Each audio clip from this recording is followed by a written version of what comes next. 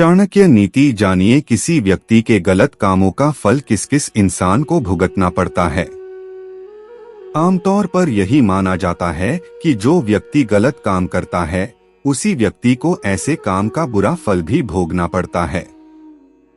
ये बात सही है, लेकिन कुछ परिस्थितियों में गलत काम करने वाले व्यक्ति के साथ ही दूसरों को भी ये फल प्राप्त होते हैं। आचार्य चाणक्य ने एक नीति में बताया है कि किन हालातों में हमें दूसरों की वजह से परेशानियों का सामना करना पड़ सकता है। आचार्य चाणक्य कहते हैं कि राजा राष्ट्रकृतं पापं राज्ञ पापं पुरोहित, भर्ता च स्त्रीकृतं पापं शिष्य पापं गुरुस्तथा।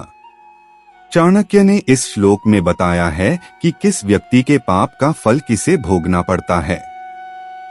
यदि जीवन साथी गलत काम करता है तो आचार्य कहते हैं कि विवाह के बाद यदि कोई पत्नी गलत कार्य करती है, ससुराल में सभी का ध्यान नहीं रखती है, अपने कर्तव्यों का पालन ठीक से नहीं करती है, तो ऐसे कार्यों की सजा पति को ही भुगतना पड़ती है।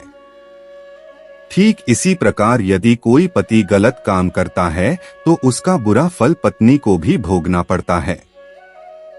अतः पति और पत्नी दोनों को एक दूसरे का अच्छा सलाहकार होना चाहिए। जीवन साथी को गलत काम करने से रोकना चाहिए। राजा के गलत काम के जिम्मेदार होते हैं पुरोहित, मंत्री और सलाहकार। जब शासन में मंत्री, पुरोहित या सलाहकार अपने कर्तव्यों को ठीक से पूरा नहीं करते हैं और राजा को सही गलत कार्यों की जानकारी नहीं देते हैं, उचित सुझाव नहीं देते हैं, तो राजा के गलत कार्यों के जवाबदार पुरोहित, सलाहकार और मंत्री ही होते हैं। पुरोहित का कर्तव्य है कि वह राजा को सही सलाह दें और गलत काम करने से रोकें। तब राजा होता है जिम्मेदार। यदि किसी राज्य या देश की जनता कोई गलत काम करती है तो उसका फल शासन को या उस देश के राजा को ही भोगना पड़ता है। अतः यह राजा या शासन की जिम्मेदारी होती है कि प्रजा या जनता कोई गलत काम न करें। जब राजा अपने राज्य का पालन सही ढंग से नहीं करता है, अपने कर्तव्यों को पूरा नहीं करता है, तब राज्य की जनता विरोधी हो जाती है और वह गलत कार्यों की ओर बढ़ जाती है। ऐसी परिस्थितियों में राजा ही जनता द्वारा किए गए गलत कार्यों का जवाबदार होता है। यही बात किसी संस्थान पर या किसी भी टीम पर भी लागू हो सकती है। टीम के सदस्य या संस्थान के कर्मचारी गलत काम करते हैं तो टीम के लीडर या संस्थान के मालिक को भी बुरा फल प्राप्त होता है।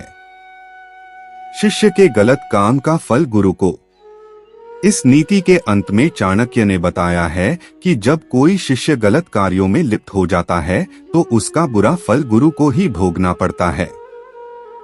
गुरु का कर्तव्य होता है कि वह शिष्य को गलत रास्ते पर जाने से रोकें, सही कार्य करने के लिए प्रेरित करें।